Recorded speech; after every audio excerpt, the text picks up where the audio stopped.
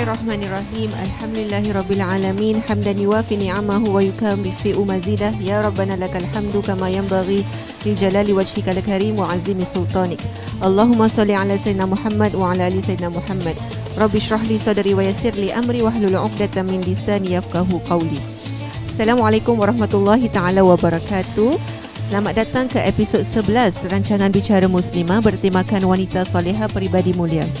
InsyaAllah hari ini akan kita lanjutkan perbincangan kita tentang huraian surah An-Nur, sambungan dari sedutan episod minggu lepas yang bertajuk Syurga yang Kudamba. Kalau minggu lepas kita sudah berbincang tentang cahaya Allah, jadi insya-Allah pada kali ini kita akan membincangkan tentang bagaimana atau di mana kita boleh dapatkan hidayah ataupun nur Allah itu, dan siapakah orang-orang yang boleh memanfaatkan cahaya tersebut, dan apakah sebenarnya tujuan penerimaan nurullah ini insya-Allah. Seperti biasa bersama saya adalah dua rakan seperjuangan saya yang sentiasa menemani saya. Mereka tidak lain dan tidak bukan adalah Ustazah Latifah dan juga Ustazah Ashkin. Apa khabar Ustazah-Ustazah semua? Alhamdulillah. Ustazah Azizah sihat? Alhamdulillah. Itu mesti kita punya tagline pada permulaan perbincangan Bicara Muslimah ni. Okey, baiklah. Kita tak nak buang masa lagi. Jadi saya akan mulakan dengan membacakan ayat yang akan kita bincangkan insya-Allah. A'udzubillahi minasyaitonirrajim. Bismillahirrahmanirrahim. Fi buyutin adzinallahu an turfa'a wa yudhkara fiha ismuhu yusabbihu lahu fiha bil ghuduwi wal asal. رجال لا تلهيهم تجارة ولا بيع عن ذكر الله وإقام الصلاة وإيتاء الزكاة يخافون يوما تتقلب فيه القلوب والأبصار ليجزيهم الله أحسن ما عملوا ويزيدهم من فضله والله يرزق من يشاء بغير حساب. صدق الله العظيم. Terjemahannya, nur hidayah petunjuk Allah itu bersinar dengan nyatanya terutama sekali di rumah-rumah ibadat yang diperintahkan oleh Allah supaya dimuliakan keadaannya dan disebut serta diperingat nama Allah padanya. Di situ juga dikerjakan ibadat mensuci dan memuji Allah pada waktu pagi dan petang. Ibadah itu dikerjakan oleh orang-orang yang kuat imannya, yang tidak dilalaikan oleh perniagaan atau berjual beli daripada menyebut serta mengingati Allah dan mendirikan sembahyang seperti memberi zakat. Mereka takutkan hari kiamat yang padanya berbalik-balik hati dan pandangan. Mereka mengerjakan semuanya itu supaya Allah membalas mereka dengan sebaik-baik balasan bagi apa yang mereka kerjakan dan menambahi mereka lagi dari limpah kurnianya, dan sememangnya Allah memberi rezeki kepada siapa yang dikehendakinya dengan tidak terhidung. Sadaqallahul azim. Baiklah, kita sudah pun sampai kepada ayat 36 perbincangan surah An-Nur ni. Jadi soalan yang pertama pada episod kali ini adalah soalan kepada Ustazah Syikin. Dalam ayat ni kan Ustazah, dia ada sebut perkataan buyut. Jadi apa yang dimaksudkan? Makna buyut ni apa yang dimaksudkan dengan buyut ni lah, rumah-rumah yang di dalam ayat inilah. Silakan Ustazah. Bismillahirrahmanirrahim. Rabbi shrah li sadri wa yassir li amri wahlul 'uqdatam min lisani yafqahu qawli. Terima kasih Ustazah Azizah. Okey, so insya-Allah kita sambung perbincangan kita pada hari ini masih mengenai cahaya Allah Subhanahu wa taala. Okey, kalau kita lihat kepada perkataan buyut, mari kita belajar bahasa Arab sikit hari ini. Buyut adalah satu perkataan yang sinonim dengan kehidupan seharian kita. Buyut ni adalah orang kata plural bagi bait. Bait itu apa? Bait itu adalah rumah. So saya percayalah setiap daripada kita yang berada di sini maupun di rumah pastinya ada rumah lah. Rumah, so kalau kita lihat rumah ni apa? Rumah ni maksudnya adalah tempat kita tinggal, tempat kita rehat, tempat yang tenang, yang di mana kita boleh rehat daripada kepenatan. Kira rumah ni lah tempat personal kita, tempat privacy kita. Tetapi daripada dalam ayat ini Allah mengatakan bait itu adalah merujuk kepada tempat yang mana Allah mengkhususkan untuk kita memperingati Allah. Jadi kat sini kenapa agak-agaknya Allah menggunakan ayat perkataan bait, sedangkan kalau kita lihat masjid adalah tempat orang kata tempat publik kan, di mana kita berjumpa dengan orang lain, itu bukan tempat personal kita. Tetapi apa yang boleh kita rungkaikan di sini adalah contohnya seperti kenapa Allah menggunakan perkataan bait ni adalah kerana bila kita rehat di rumah kita tu, bila kita rehat itu adalah rehat hissi. Maksudnya apa? Rehat yang memang kita rehat daripada penat bekerja, penat mendidik anak, penat daripada segala kepenatan yang ada. Tetapi bila kita ke masjid ini, bila kita ke rumah bait yang dimana Allah sebut ini adalah rehat maknawi. Rehat maknawi ni apa? Kita perlukan rehat ini untuk kita kembali kepada Allah. Hatta ada yang beri perumpamaan bila kita masuk masjid. Kalau kita tahu rumah-rumah Allah selalu kita faham adalah masjid. So bila kita masuk masjid, kita tanggalkan kasut kat luar. Boleh tak kita masuk dengan kasut? Tak boleh lah kan. Janganlah buat macam itu. So kita tinggalkan masjid. So seumpamanya tu, bila kita tinggalkan kasut di luar, kita tinggalkan slipper di luar, kita tinggalkan heels apa segala kasut kita pakai tu di luar, seolah-olah kita meninggalkan dunia luar. Kita masuk ke rumah Allah, kita masuk ke bait, kita masuk ke masjid. Kerana apa? Kita masuk ke masjid ada satu tujuan, untuk mengabdikan diri kepada Allah Subhanahu Wa Taala. Jadi kalau kita lihat dekat sini, sebagai secara fitrahnya bila kita orang Islam, selalunya bila kita dilanda ujian, dilanda keperitan hidup, kita akan ingat kepada Allah. Kita akan kembali kepada Allah. Itu kalau kita seolah-olah kita macam nak take a break. Kita nak ambil sedikit masa untuk kita mengadu kepada Allah. Sebab apa? Sebab bila kita mengadu ke orang lain tak akan faham keperitan yang kita rasa. So hanya Allah yang memahami. Walaupun secara mata kasarnya Allah tak boleh nak macam pujuk, belai, tak boleh lah kan. Lain pula tu kan. Tapi kita tahu, kita percaya, inilah kepercayaan yang kita bersyukur yang kita ada. Kita percaya Allah Maha mendengar, Allah ada, Allah dengar dan Allah faham apa yang kita rasa. Jadi dekat sini yang boleh kita lihatlah. So kita boleh faham bait dekat sini adalah menuju kepada masjid.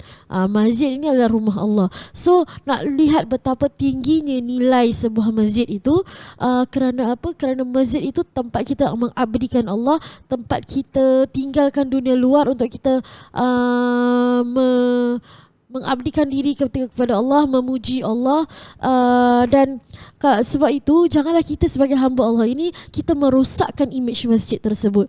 Kalau kita lihat pada ketika ini betapa banyak nama-nama masjid yang rosak kerana tingkah laku jemaah-jemaah. Tidak semua, tetapi kita lihat seperti mana kira macam seolah-olah masjid ni macam rumah kita pula, macam kepunyaan kita yang mana kita menghalang orang, kita dalam tu kita nak marah orang, kita marah menggunakan segala bahasa. Jangan begitu, kerana apa? Masjid ini tingginya, nilainya tinggi di sisi Allah SWT. Jadi sebelum kita melangkah kaki kita ke masjid, perbetulkan niat supaya perjalanan, kerana apa istimewanya masjid, bila kita nak pergi masjid ni, langkah kaki, setiap langkah itu dikira pahalanya saat kita keluar daripada rumah. Tapi kalau kita nak pergi shopping mall, tak ada tu langkah kaki tu dikira, tak ada. Okay, steps kira lah. Okay, steps saya nak exercise tu kira lah. Tapi kalau ke masjid, Masya Allah, setiap langkah itu dikira. Jadi janganlah sampai kita saat kita melangkah ke tempat suci ini, kita sia-siakannya dengan perkara-perkara yang berdosa. Contohnya pergi masjid jumpa kawan, kau tahu hari tu apa anak dia ginilah, anak dia gitulah, mengumpat pula kat dalam. Kalau kita dah belajar kan pada episod-episod lepas, mengumpat itu adalah dosa besar, bukan dosa kecil. So janganlah kita hadirkan diri kita ke masjid dengan membuat perkara-perkara yang berdosa di sisi Allah. So dekat sini kesimpulannya, bait yang dimaksudkan di sini adalah masjid Allah, di mana kita mengharumkan, memuji Allah Subhanahu Wa Taala. Terima kasih Ustazah Syikin dengan penjelasannya, Masya Allah. Jadi kita tahulah macam kira kan masjid ni dinamakan adalah rumah, sebab tu masjid ni dinamakan rumah Allah, kerana memang asalnya memang Allah adakan masjid-masjid ni adalah memang untuk kita spend time dengan dia lah kan, dengan Allah Subhanahu Wa Taala. Okeylah, soalan saya seterusnya adalah kepada Ustazah Latifah. Ustazah Latifah Sasa pula hari ni. Ustazah Latifah mungkin boleh kongsi apakah amalan-amalan ataupun perbuatan berkait dengan rumah Allah ini yang patut kita lakukan untuk mendapatkan cahaya petunjuk daripada Allah Subhanahu Wa Taala, dan apakah juga ganjaran-ganjarannya? Okey, bismillahirrahmanirrahim. Terima kasih Ustazah Aziza, terima kasih Ustazah Syikin. So kita nak terus masuk kepada apakah amalan-amalan. Salah satu Syekh Muhammad Al-Syabuni dalam riwayat Rawail Bayan Tafsir Ayatul Ahkam menerangkan ada dua cara kita memakmurkan masjid. First, pada saya amalan ialah kita nak memakmurkan masjid ataupun rumah Allah SWT, yang mengatakan sebagian ulama berpendapat bahawa memakmurkan masjid adalah cara membangunkan, memperkuatkan dan memperbaiki bangunan yang rosak. Ada juga bagi pandangan yang lain mengatakan dimaksudkan memakmurkan masjid ialah mengerjakan solat dan segala bentuk ibadah yang ada dalam masjid. Maknanya bila kita nak kita dah tahu tu adalah rumah Allah Subhanahu Wa Taala, obviously apa yang kita nak buat ialah kita nak memakmurkan dengan segala amal-amal ibadah seperti solat, zikir, kalau kita nak menderma dan sebagainya lah ke dalam rumah Allah Subhanahu Wa Taala. Dan Allah Subhanahu Wa Taala dan dalam salah satu riwayat juga daripada Ibnu Majah ada Rasulullah SAW bersabda, barang siapa yang membangunkan sebuah masjid yang di dalamnya disebut nama Allah, maka Allah akan bangunkan baginya sebuah rumah di dalam syurga. Maksudnya kat sini ialah kita apa amalan yang selama ni Allah SWT telah ajarkan kepada kita buat. Maksudnya ada adab kat sini ialah bila kita nak, sebelum kita nak pergi amalan tu bermula bila kita, sebelum kita nak sampai masjid pun, maknanya di rumah kita nak perlu bila kita keluar daripada rumah tu, kita kena berniat yang kita ni hendak pergi masjid kerana setiap langkah kita tu akan dikira. So bila kita sampai masjid, apakah amalan kita seterusnya ialah ataupun adab kita yang seterusnya ialah kita kena masuk dengan kaki kanan. Kita kena baca doa. Tahu tak apa doa dia? Dulu kita selalu ajarkan kepada student kita, Allahumma ftahli abwaaba rahmatik, yang bermaksud dengan nama Allah, ya Allah bukakanlah bagiku pintu-pintu rahmatmu. So itu kita dah masuk. And at the same time bila kita dah masuk tu, sebaik-baiknya, ni peringatan kepada diri saya juga ialah untuk kita buat tahiyatul masjid. Jadi kita masuk tu kita nak lakukan tahiyatul masjid, barulah kita melakukan ibadat kita yang seterusnya. Solat lah, solat fardu, solat sunat dan sebagainya. Dan selepas tu bila kita dah berada dalam masjid, kita kena elakkan segala perbuatan maksiat. Maknanya kat sini ialah kita pernah terangkan last time, tadi Ustaz Syikin pun dah terangkan segala yang kita mengumpat lah. Pasal kadang-kadang dan menjadi satu konsep bila orang datang masjid ni bukan tadi kan kita kata rumah Allah ni adalah tempat kita mendambakan kita nak meluahkan rindu kita pada Allah Subhanahu Taala. Kat rumah pun kita boleh buat sebenarnya, tapi kerana masjid ni satu tempat yang very special, kita nak buat macam gitu kerana it's already a place untuk kita nak show kita punya true love pada Allah Subhanahu Taala kononnya. So kadang-kadang kita lupa bila kita dah jumpa dengan kawan sebagainya, kita leka dengan berbualan. Kadang-kadang perbualan tu mungkin simple, bertanya khabar daripada satu cerita ke satu cerita, tu yang menjadi leka, tu yang kadang-kadang kita takut tertimbulnya fitnah dan sebagainya. Sebab tu dianjurkan kat sini kita nak kena ingatkan pada diri kita bahawasanya bila kita pergi ke rumah Allah, tujuan kita adalah untuk beribadah. Betul, beribadah pada Allah SWT. Seterusnya bila kita dah beribadah dan dah buatlah segala-galanya, bila kita nak keluar masjid pun kalau boleh kita berdoa juga. Apa kita perlu baca doa? Allahumma inni as'aluka min fadlika, dengan nama Allah yang sesungguhnya aku memohon kemurahanmu. Maknanya kita minta pada Allah Subhanahu Taala bahawa segala ibadat yang telah kita tunaikan tadi diterima oleh Allah Subhanahu Taala, dan minta jauhkan daripada segala riak. Ataupun kadang-kadang kita takut kita jatuh daripada dalam golongan munafik. Maknanya kita pergi pasal semua orang nak pergi. Dia kata kalau rumah kita dekat, maknanya haruslah kita kena pergi masjid kerana rumah kita paling dekat. Jadi jangan kita sampaikan buat benda tu kerana kita nak nama. Maknanya biar orang nampak aku ni orang yang beribadat, kerana sebab tu aku kena sentiasa pergi masjid. Jangan kita minta dijauhkan daripada benda-benda tu semualah. Jadi kita nak kena ingat balik bahawa rumah Allah ni dijadikan untuk kita adalah untuk kita beribadat. At the same time kita perlu menjaga juga rumah Allah ni daripada segala larangan. At the same time maknanya sekali bila kita berada di masjid, kita kena jaga kebersihan, kita kena jaga kita minta tatu sila. Sebab tu ada bila ada orang very particular, kalau saya pergi kampung-kampung very particular, kalau pergi surau-surau ni semua, diorang particular buat kebersihan. Sebab tu ada je orang yang menjaga menjaga masjid untuk menjaga kebersihan. Tapi at the same time kita sebagai jemaah bila kita datang, kita pun perlu jaga kita punya kebersihan juga bila kita berada di rumah Allah. Itu yang amalan-amalan lah yang patut kita lakukan bila kita berada di rumah Allah Subhanahu Wa Taala. Itu saja. Terima kasih Ustazah Latifah. Masya-Allah terperinci contoh-contoh yang diberikan oleh Ustazah Latifah. Hopefully kita dapatlah mengamalkannya insya-Allah. Jadi kita continue. Dalam ayat ni kan dia disebutkan rijalun tu maksudnya kaum lelaki lah, tapi apa maksud kaum rijal dekat sini kan? Adakah dia bermakna macam lelaki ni golongan lelaki-lelaki adalah golongan yang pertama, apa pula peranan wanita kan? Jadi kat sini mungkin suka untuk saya kongsikan tentang peranan wanita lah di masjid ni semacam mana. Bila saya tengok kepada soalan ni kan, saya teringat kepada satu kisah ataupun cerita tentang Ummu Mahjan. Ummu Mahjan ni siapa? Ummu Mahjan ni adalah seorang hamba pada zaman Rasulullah SAW. Dia adalah orang yang tidak berada lah, susah, orang yang susah, orang yang yang miskin. Akan tetapi dia sentiasa berada di rumah Allah, di masjid. Kenapa apa dia buat dekat masjid tu, dia macam bagi dia masjid tu adalah tempat dia boleh dekat dengan Allah, dan juga dia akan membuat amalan-amalan seperti apa tu, macam benda kecil-kecil, macam dia akan sapukan masjid, dia akan bersihkan masjid, so macam Rasulullah SAW akan sentiasa ternampak Ummu Mahjan ni apabila Rasulullah ke situ, ke tempatnya. Jadi satu hari tu Ummu Mahjan ni meninggal kan, dia meninggal, dan para sahabat bila nak kebumikan dia, para sahabat tengok Rasulullah ni sedang rehat ataupun sedang tidur. Jadi macam nak kebumikan manusia-manusia yang lain. Jadi diorang pun tengok okey Rasulullah tengah rehat, diorang pun kebumikan Ummu Mahjan ni. Tapi keesokan harinya apabila Rasulullah dapat tahu pemergian Ummu Mahjan ni, Rasulullah macam betul-betul tersentak and menanyakan kepada sahabat macam maksudnya kenapa tak bilang dia tentang ni. Terus Rasulullah bergegas untuk ke tempat yang mereka tanam Ummu Mahjan ni. Rasulullah solatkan untuk Ummu Mahjan ni. Jadi daripada cerita ni kan buat saya macam reflect lah macam betapa besarnya darjat Ummu Mahjan ni, walaupun dia adalah seorang yang seorang yang miskin yang tidak berada, tapi dia punya amal ibadah je di dalam masjid tu hanya kita tengok macam okeylah dia tolong sapu-sapu, dia tolong bersihkan, tapi dia punya keindahannya ataupun dia punya attitude tu dia sangat mengimpak kepada Rasulullah, sehingga kan Rasulullah sangat hormati dia, sangat menyayangi dia.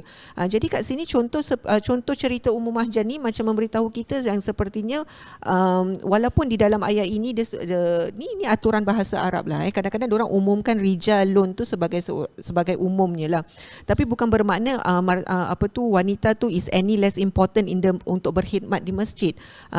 Kita macam kalau kita tengok secara generalnya, secara umumnya, wanita ni memang ada time yang dia kadang-kadang susah sedikit untuk pergi ke masjid. Kenapa saya cakap begitu? Kerana ialah macam ada uzurnya. Maksudnya wanita kadang-kadang wanita ada masanya dia tak boleh solat, ada waktu untuk berehat. Wanita kalau melahirkan, dia akan berada di dalam keadaan nifas, yang mana dia akan dia tengah in the healing period, tengah baru nak baik daripada kesakitan. Ataupun kadang-kadang wanita ni dia punya tanggungjawab di luar, dengan mana nak jaga anak, dengan mana nak jaga rumah, kalau wanita bekerja dengan mana nak menguruskan segalanya. Jadi bukanlah bermakna macam wanita ni khidmat dia dekat masjid ni dipandang any less. Tak. Sebenarnya kalau wanita-wanita yang tak tergolong daripada golongan-golongan yang saya sebut tadi kan, macam kalau dia tak haid ke, kalau dia tak kalau dia tak sakit, tak uzur kan, dia punya khidmat di masjid pun amat dialu-alukan lah kan. Jadi sebab tu macam perbincangan kita hari ni macam dia memang kita memang tengah fokus kepada peranan wanita sebenarnya, walaupun di dalam ayat ini diumumkan macam rijal, tapi bukan bermaksud wanita ni is any less lah kan. Itulah yang sikit kira kan, macam Allah ni Subhanahu Wa Taala ni kadang-kadang Allah ni aturan dia sangat indah. Jadi macam memang dah secara rumbahnya wanita ni memang dia keadaannya sebegini, ada haid, ada nifas, ataupun kadang-kadang ada kewajipan lain. Jadi sebab tu dia ada jalan keluarnya lah maksudnya. Jadi itulah tambahan daripada saya. Jadi kalau kita tengok balik kepada ayat yang seterusnya, di dalam ayat ni Allah ada kaitkan ayat ini dengan soal perniagaan.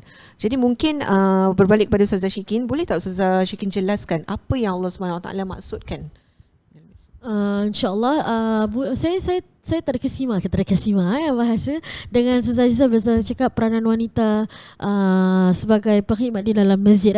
Kalau saya lihat sebenarnya peranan wanita, apa yang saya boleh kongsikan di sini, saya lihat pada pandangan saya peranan wanita ini lebih jauh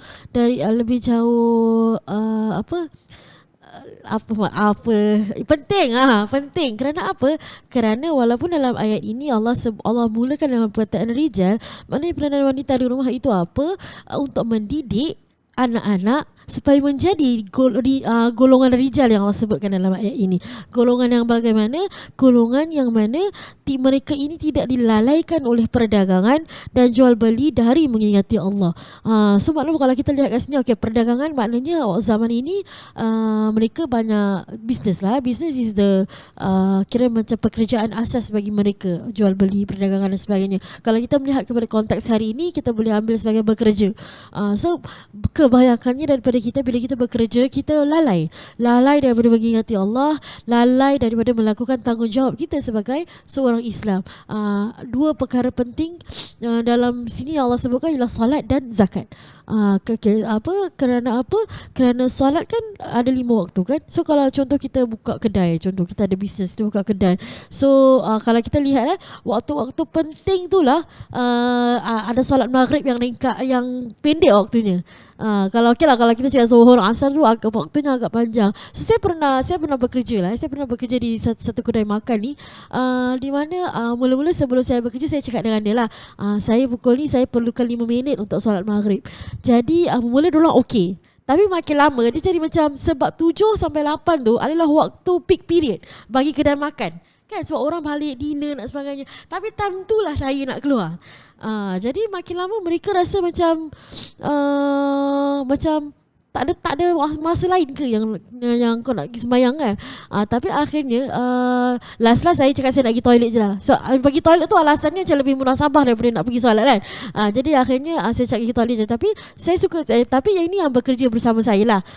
Tapi yang bos dia kata apa, bila satu saat tu dia sampai cakap, okay, sebab saya kerja dengan orang berlainan agama, berlainan bangsa lah. So dia cakap dengan saya supaya saya doa kepada Tuhan saya, bisnes maju. Sebabnya ini adalah orang yang faham lah, orang yang faham. So maknanya dekat sini kalau kita lihat, so ada waktu-waktu yang peak period untuk melariskan perniagaan. Tapi seandainya itu yang kita nak, kita nak berkat perniagaan itu berkat atau tidak, berbalik kepada cara kita melakukan perniagaan tersebut. Sebab tu Allah sentuh perniagaan. Sebab apa? Perniagaan ini adalah yang buat kita sibuk dengan hal dunia. Sebab perdagangan ni adalah hal dunia. So bila kita sibuk, kita akan lupakan Allah. Kita akan tak apalah, nanti kejap lagi. Dan habis waktu ni masih kejap lagi. Saya ada juga cerita daripada seorang sahabat ni. Dia bekerja sebagai pemandu private. Saya tak nak sebut lah dia pemandu private mana lah. So pemandu private dia cakap dengan saya, dia ceritakanlah kepada saya dan sebagainya kan.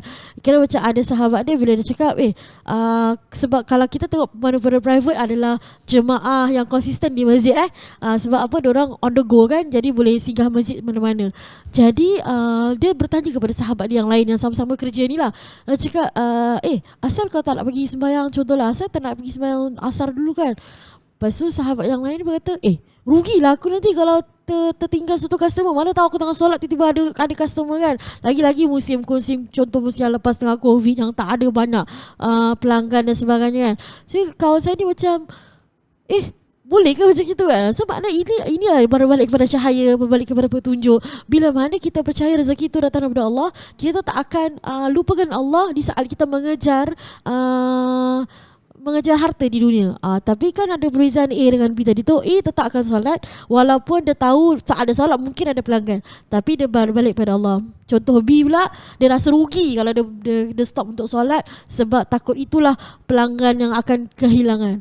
Walhal Allah telah janjikan kalau kita berada di jalan Allah yang benar, rezeki itu di tangan Allah. Allah lah yang maha pemberi rezeki. So apa yang kita nak takut sebenarnya kan?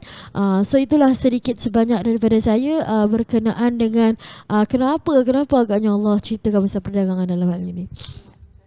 Baiklah, terima kasih Ustazah Syikin. Saya suka contoh macam betul lah dia, contoh Ustazah Syikin ambil tadi tu untuk kita buat iktibar lah. Okey, atas amalan kita. Macam kita ni dekat dalam dunia ni, kita utamakan siapa? Kita utamakan duniawi ataupun kita utamakan ukhrawi? Soalan saya seterusnya adalah kepada Ustazah Latifah. Bagaimana agaknya untuk kita dapatkan keridaan ataupun cahaya Allah ni dalam kita mengimbangi hal ehwal kita di dunia dan juga di akhirat? Okey, bismillahirrahmanirrahim. Okay, urusan duniawi dan urusan ukhrawi ni kita dua-dua kita nak. Okay, sebenarnya dua kita nak. Allah ada sebut apa dalam surah Jumaat ayat yang ke-9, wahai orang-orang beriman, apabila telah diseru untuk melaksanakan solat pada hari Jumaat, maka segeralah kamu mengingati Allah dan tinggalkan jual beli. Yang demikian itu lebih baik bagimu jika kamu mengetahui. Dan ayat seterusnya Allah ada sebut juga, apabila salat telah dilaksanakan, maka bertebaranlah kamu di bumi, carilah kurnia Allah dan ingatlah Allah banyak-banyak agar kamu beruntung. Masuk kat sini ialah memang perlu kita melakukan kita punya fardu kita, solat kita. Okey, pasal itu adalah kita punya tunggak agama kita. Maknanya kita punya solat adalah tunggak agama. Jadi kita perlu solat. So at the same time Allah tak menghalang, kata jangan asyik solat aja. Jangan kamu kerjakan ibadah saja tapi tak buat tak fikirkan duniawi. Kerana apa, kita sebagai sebagai manusia, kita pun perlu bekerja. Bila kita perlu bekerja, kenapa kita perlu bekerja lah, kita nak kena bagi makan anak isteri, kita nak kena bagi makan keluarga. Takkanlah bila kita beribadah sahaja jatuhnya lah kita punya rezeki tu alalai tu. Macam dulu, kalau ustazah kita dulu nak bayangkan kita macam nak masuk syurga, kita pejam je mata, nanti di depan mata ada makanan. Cuba kita pejam mata sekarang, makanan turun tak turun. Because saya pun tengah lapar ni. So jadi kalau saya cakap pun, kalau saya tak order, makanan pun tak akan sampai. Maknanya kita perlu ada keseimbangan antara dua. Maknanya kita kerjakan akhirat, at the same time kita pun perlu bekerja, kita perlu berusaha untuk kita kecapi nikmat dunia juga. Pasal Allah SWT dah bagi kita nikmat dunia, takkan kita nak buang sahaja, tak. So maknanya kita kena buat dua-dua. Okay, at the same time saya lebih suka kalau misalnya at the same time kalau kita dah lakukan fardu, bila kita nak menguruskan kita punya duniawi, bila kita keluar rumah tu kita baca Bismillahirrahmanirrahim. Kerana sekarang ni kita nak keluar bekerja ataupun kita nak keluar bersekolah ni, kena kita serahkan kita punya segala apa yang kita tinggalkan di rumah tu kepada Allah SWT, dan kita serahkan juga perjalanan kita tu kepada Allah SWT. Kerana kita telah lakukan, kita dah laksanakan apa yang Allah SWT suruh kita lakukan, yang fardu kita tu, yang wajib tu kita dah lakukan. So at the same time bila kita bekerja pun itu adalah satu kewajipan juga. Okay? Kita tak boleh macam kerana kita nak melakukan ibadat tapi kita menghiraukan keluarga kita yang tengah lapar, tu salah lah sebenarnya. Okay? So maknanya kita nak kena buat dua-dua. Seandainya kita lalai antara salah satu tu, itu tidak baik sebenarnya. Okay? Itu jawapan saya lah sebenarnya. Terima kasih Ustazah Latifah. Okeylah, jadi sebagai rumusannya kita boleh lihat di dalam ayat ini Allah SWT menyatakan orang-orang yang berkhidmat dan membuat amal di rumah-rumah Allah ni, mereka adalah orang-orang yang sentiasa meletakkan Allah tu sebagai orang punya priority, sebagai orang punya benda apa tu sebagai utamalah. Allah ni adalah utama. Dan mereka adalah orang-orang yang mencari redha, dan mereka ini jugalah adalah orang-orang yang tak lalai akan solat dan mengingati Allah despite bolehlah despite tu maksudnya apa tu, macam mereka bersibuk dengan urusan duniawi tapi mereka tetap utamakan Allah Subhanahu Wa Taala. Jadi macam golongan ini Allah ambil, Allah sangat Allah juga akan memberikan perhatian yang lebih seperti yang dinyatakan di dalam ayat ini, wallahu yarzuqu may yasha' bighairi hisab. Jadi macam ayat ni kan, sebelum kita tutup ni, ayat ni sebenarnya pada ramai sahabat yang menyatakan ayat ni diturunkan sewaktu itu golongan ramai ayat ni diturunkan bila ayat ni dia bukan ayat diturunkan kerana ni tau, dia macam musim ayat ni diturunkan, tempat tu orang-orang yang bekerja dalam perdagangan tu, mereka asal dengar azan je mereka terus akan letakkan apa yang mereka buat tu, orang tu akan bergegas ke masjid untuk menunaikan solat. Jadi macam contoh macam ginilah yang kita nak kan, walaupun kita sibuk dekat duniawi tapi kita tetap akan try to make Allah tu sebagai kita punya urusan utamalah. Jadi insya-Allah kalau kita letakkan Allah tu sebagai urusan utama kita, insya-Allah Allah juga akan meletakkan perhatiannya kepada kita, kepada segala urusan kita, dan juga Allah akan mempermudahkan segala urusan kita di dunia, insya-Allah. Jadi kita berhenti di sini dahulu dengan perbincangan kita. Semoga insya-Allah kita akan sambung episod ini di minggu akan datang. Dengan itu wabillahi taufiq wal hidayah. Wassalamualaikum warahmatullahi taala wabarakatuh.